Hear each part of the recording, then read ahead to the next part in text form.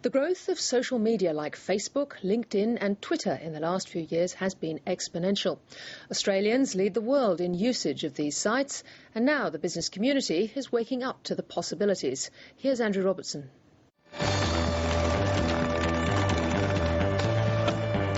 This may look like young men on skateboards with burning backs. In reality, it's a symbol of massive change taking place in the world of business.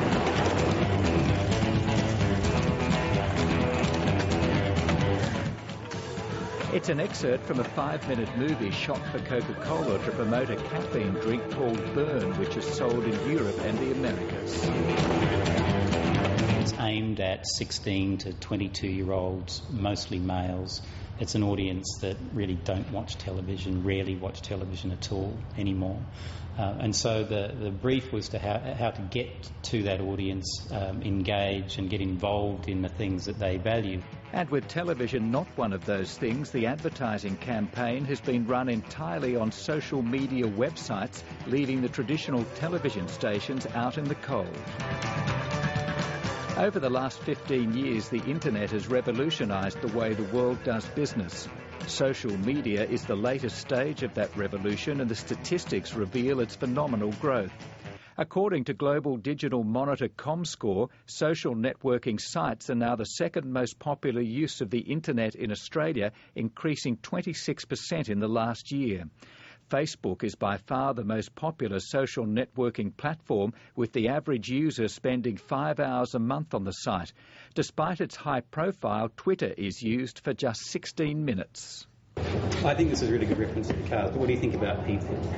Mojo's Craig Davis is one of the creators of the Burn movies. He says social media is forcing business to engage with its customers and other stakeholders in a totally different way. It's no longer about packaged messaging and transmitting or beaming that at an audience. It's now very much about being responsive, about being transparent, about being accountable, and providing something into the conversation that has real value for people.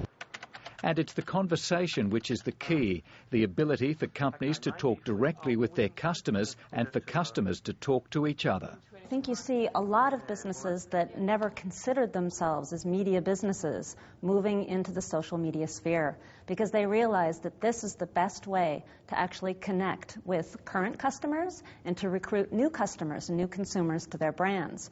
Dr. Johanna Blakely is one of the world's leading social media commentators, and she's in Australia raising awareness of its implications for business. She points to luxury car maker Jaguar as another company that's coming to grips with the new dynamic. Jaguar actually is very active on Twitter because they feel that it's a fairly small and intimate community of people who have Jaguars, and they want to be able to have a conversation amongst themselves, so it's actually a closed network, and that's precisely the opposite approach that Coca-Cola would take, for instance.